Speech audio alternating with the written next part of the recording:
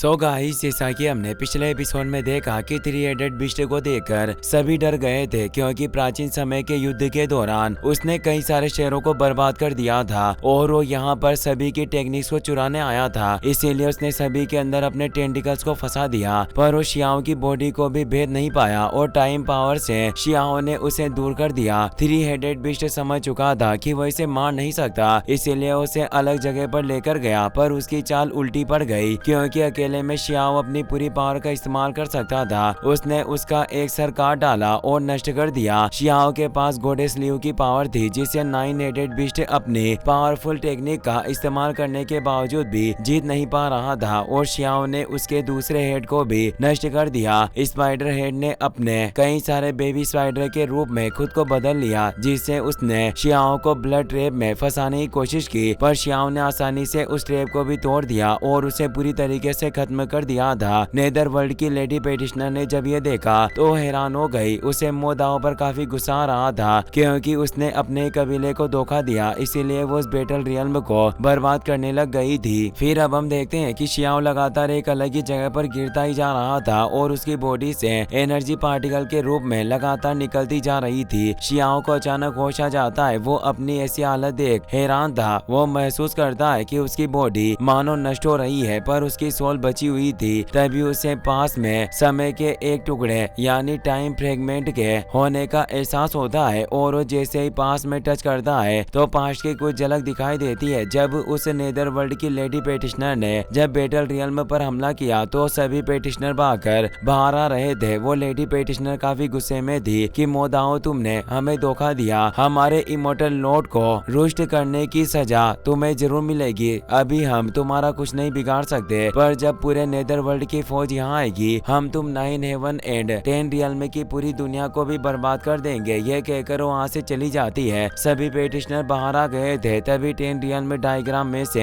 एक तेज एनर्जी बाहर आती है और एक पोर्टल खुल जाता है। ये सभी लोगों के लिए एक अपॉर्चुनिटी की तरह था। थर्ड एल्डर सभी पेटिशनर को बताते हैं कि ये 10 realm diagram heaven and earth के नियमों के द्वारा ब्लेस्ड है, इसीलिए तुम सभी लोगों को इस पोर्टल में जाने से महान अवसर प्राप्त हो सकते हैं, पर सौभाग्य और दुर्भाग्य एक दूसरे से जुड़े हुए हैं, इसीलिए अंदर जाने से तुम्हारी जान को भी खतरा हो सकता है। इसीलिए तुम इसमें जाना चाहते हो या नहीं, ये तुम्हारे ऊपर ही डिपेंड करेगा। जब सभी पेटिशनर ट्रेजर के लालच में उसके अंदर चले जाते हैं और शियाओ भी उसके अंदर चला गया था और यही वजह थी कि वो उस अजीब जगह पर आ गया था। तभी कई सारे लाइट पार्टिकल मिलने लगते हैं। ये दरअसल लाइट फ्रेगमेंट का रिफ्लेक्शन था, जिससे वहाँ टाइम रिवर क्रिएट हो जाता है और एक ब्लैक होल भी वहाँ मौजूद था। उस टाइम रिवर में कई सारे लोगों की सोल फंसी हुई थी और धीरे धीरे उन सभी की बॉडी नष्ट हो रही थी और कई सारे डार्क प्रिजन उस टाइम रिवर में गिर रहे थे और वो डार्क प्रिजन भी नष्ट हो रहे थे। शियाओ को एहसास होता है कि आखिर इस जगह पर डार्क जेल भी दिखाई दे रही है। क्या ये जगह सचमुच मौजूद है या सिर्फ एक भ्रम है? तभी एक तेज रोशनी उसकी तरफ आती है और वो वहाँ से सीधे एक महल में पहुँच गया, जहाँ चारों तरफ डिवाइन एनर्जी मौजूद थी। शियाओ को समझ नहीं आता कि आखिर वो किस जगह पर आ गया है। क्या हो सकता है कि ये जगह टाइम की उस नदी के अंदर ही बनी हुई कोई जगह हो? आगे एक अजीब सा गेट मौजूद था। शियाओ उत्सुकता के साथ उसे टच करता है, पर उसमें से काफी ग्रेट एनर्जी रिलीज हुई, जिससे वो काफी दूर चला गया और उस गेट के अंदर भी काफी सारी सोल बॉडी निकलती है। वो कहते हैं कि हमारी ताकत पर्याप्त नहीं है। ये सभी एशियन वॉर के समय के लोग थे जो युद्ध में पीछे नहीं हटे जबकि उनकी जान चली गई। ये पास्ट के कुछ सीन थे जिनकी शियाओ को झलक दिखाई दे रही थी, क्योंकि वो अभी टाइम स्पेस में मौजूद था, जिससे यहाँ चारों तरफ समय के कुछ टुकड़े बिखरे हुए थे। इन प्राचीन लोगों ने 9 हेवन एंड 10 रियल्म के बचाव में अपना बलिदान दे दिया, पर उन नेदर वर्ल्ड के लोगों को जीतने नहीं दिया। शियाओ सोचता है कि वो युद्ध काफी क्रूरता से भरा हुआ है। ये सभी एशियन इमोर्टल युद्ध के अवशेष हैं। तभी हम वहाँ पर मौजूद एक फेरी को देखते हैं जो शियाओ पर नजर रखे हुए थी। वो कहती है कि जब से तुम यहाँ आए हो काफी प्रश्नों के साथ जूझ रहे हो। अब वक्त आ गया है कि तुम मुझसे बातचीत करो, और वो एक चुटकी के साथ उसे इनर हॉल के अंदर खींच लेती है। शियाओ रेस्पेक्ट देकर पूछता है कि क्या मैं जान सकता हूँ कि सीनियर आप हो कौन? वो फेरी बोलती है कि इस औपचारिकता की कोई जरूरत नहीं। वो फेरी ट्रू इमोर्टल और हीरोज में से एक थी, यानी वो उनकी एनर्जी से बनी थी। शियाओ उसके मिस्टीरियस ऑरा से हैरान हुआ पूछता है कि क्या ये एक ट्रू इमोर्टल हो सकती है? फेरी कहती है कि आखिर तुम किस ट्रू इमोर्टल की बात कर रहे हो? ये जगह जुनून की एक बंद गंध से बनी है। शियाओ को उसकी फाइट की भी एक झलक दिखाई दी जिसमें वो हार गई थी और वो यहाँ आ गिरी। और अब शियाओ को लगता है कि शायद हो सकता है कि यह जगह भी पहले एक युद्ध का मैदान रहा हो। और वो पूछता है कि आखिर अभी मैं वास्तव में किस जगह पर मौजूद हूँ। फेरी कहती है कि यह जगह पुनर्जन्म और परलोक भी हो सकती है, कौन जाने की यह जगह क्या है, पर किसी भी तरीके से तुम अब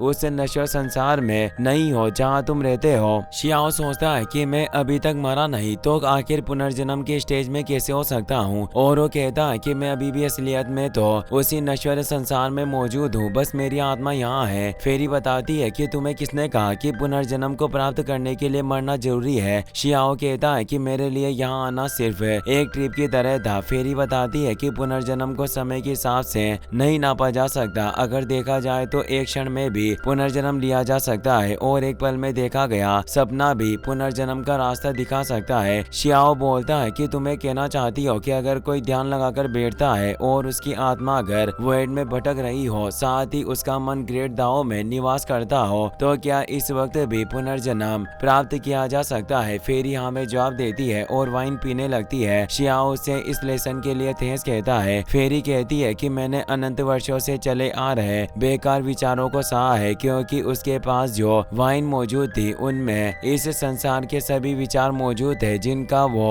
वाइन के रूप में हमेशा सेवन किया करती थी। और वो उस बोतल में इमोर्टल वाइन एशियन इमोर्टल्स के रूल्स को भी समाहित करके रखती है, उसे एक प्याले में भर देती है और उसे शियाओ की तरह छोड़ती है और कहती है कि तुम भी उन विचारों को अनुभव कर सकते हो, पर इसे धीरे धीरे पीना। शियाओ उस प्याले को पकड़ लेता है पर एक ही घूंट में उस इमोर्टल वाइन को पी लेता है। इससे वो फेरी परेशान हो जाती है क्योंकि इस लापरवाही से शियाओ की सोल नष्ट हो सकती थी। वो बोलती है कि तुम इसे ऐसे ही नहीं पी सकते, पर शियाओ पूरी वाइन पी गया था और उसकी बॉडी से अब काफी तेज एनर्जी निकलने लगती है जो उस पूरी जगह में फैलने लग जाती है। और उस वाइन के एक प्याले से उसे एहसास होता है कि इस प्याले में ग्रेट दाओ एरा और पुनर्जन्म की आदत समाई थी और उसे पूरा यूनिवर्स नजर आता है जो लगातार विकसित हो रहा था। और वो एक पल में आकाश और पृथ्वी को स्पष्ट रूप से देख पाया और उसके अंदर इमोर्टल सीड होने से उसकी सोल को कुछ नहीं हुआ। साथ ही शियाओ को इससे कई सारा आत्मज्ञान प्राप्त हुआ और वो कहता है कि शराब में एशियन इमोर्टल के मार्ग और नियम समाहित है। फेरी हैरान हुई कहती है कि आखिर तुम इस तरह की इमोर्टल वाइन को आखिर कैसे सहन कर सकते हो। शियाओ कहता है कि क्या मुझे तुम्हें एक और कप वाइन दे सकती हो। फेरी वापस लौट आती है और उस इमोर्टल वाइन की पूरी बोतल ही उसकी तरफ कर देती है, पर वो बताती है कि इसे पूरा पीना व्यर्थ होगा। उस बर्तन में मौजूद शराब की हर एक बूंद मैंने अरबों बार चखी हुई है, क्योंकि मैं इस दुनिया को खत्म करने वाली आपदा को रोकने का रास्ता खोजने की कोशिश कर रही थी। जल्दी एक बड़ी आपदा आने वाली है जिसमें सब कुछ बर्बाद हो जाएगा, क्योंकि वो फ्यूचर से आई थी और उसने सब कुछ पहले से ही देखा हुआ था, पर उसे इस आपदा को रोकने का कोई भी तरीका नहीं मिला। हर बार समय खुद को दोहराता है और वो इसी प्रतीक्षा में थी कि कोई व्यक्ति उभर कर सामने आएगा और इस दुनिया के भाग्य को बदलेगा। वो बताती है कि एशियन इमोर्टल मेथड से पहले से ही असफल हो चुके हैं, यानी ये मेथड्स किसी भी काम के नहीं। अगर तुम इस दुनिया का भाग्य बदलना चाहते हो तो तुम्हें अपना एक नया रास्ता बनाना होगा जिससे ही इस दुनिया को विनाश से बचाया जा सकेगा। अगर तुम वही व्यक्ति हो जो सभी कानूनों को दोबारा लिखेगा और नई सुबह लेकर आएगा। शियाओ कहता है कि मैं नहीं जानता, पर मैंने अभी इस इमोर्टल वाइन का सिर्फ एक कप पिया है और एक प्याला आखिर सत्य की पुष्टि कैसे कर सकता है। भले ही आपने इसे अरबों बार पिया हो, पर इससे कोई फर्क नहीं पड़ता, क्योंकि हर व्यक्ति के निष्कर्ष अलग होते हैं, क्योंकि निष्कर्ष निकलने कभी बंद नहीं होते। भले ही हमारी हड्डियां टूट जाए या फिर खून बहने लगे, फिर भी निष्कर्ष निकलते रहेंगे। फेरी कहती है कि तुमने बिल्कुल सही बात कही। अगर तुम मेरे इस इमोर्टल वाइन के बर्तन को हिलाने की काबिलियत रखते हो तो मुझे विश्वास हो जाएगा कि तुम ही वो चुने हुए व्यक्ति हो, क्योंकि वो 1000 धर्मा बोर्ड था जिसे कोई मामूली पेटिशनर छू भी नहीं सकता था। इसीलिए वो दोबारा कहता है कि अगर तुम इसे उठाने में सफल हुए तो इसका मतलब ये होगा कि युगों से चलती आ रही आपदाओं को खत्म करने की तुम आशा की एक किरण की तरह हो और तुम जो भी फैसला लोगे तुम्हें स्वयं ही इसका भुगतान करना होगा। इससे शियाओ की जान भी जा सकती थी। उसके उस धर्मा पोर्ट को छूने से पहले ही धर्मा स्क्रॉल एक्टिवेट हो गया था और एक फियर्स एनर्जी उसके ऊपर दबाव डाल रही थी, पर शियाओ को इससे बिल्कुल भी फर्क नहीं पड़ता। उल्टा वो तो धीरे से मुस्कुराया और उसने आसानी से उस धर्मा पोर्ट को पकड़ लिया, पर इससे आकाश फटने लगा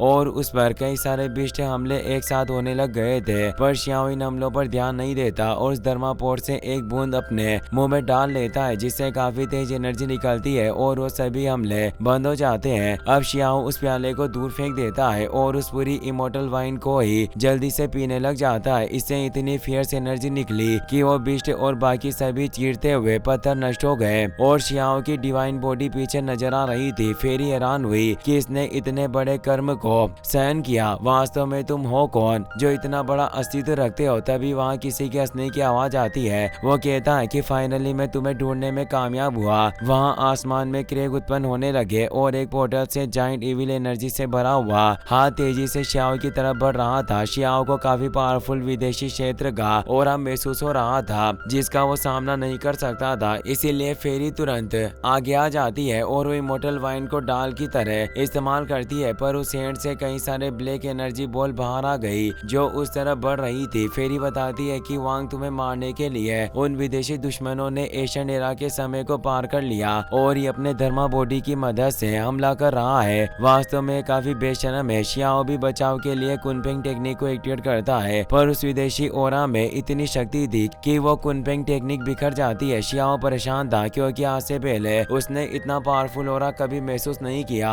इसी के साथ ये एपिसोड यहीं पर खत्म हो जाता है। वीडियो पसंद आया हो तो अपने दोस्तों के साथ शेयर करना, साथ ही इस वीडियो को लाइक और चैनल को सब्सक्राइब करने के लिए आपका तहे दिल से शुक्रिया। Thanks for watching.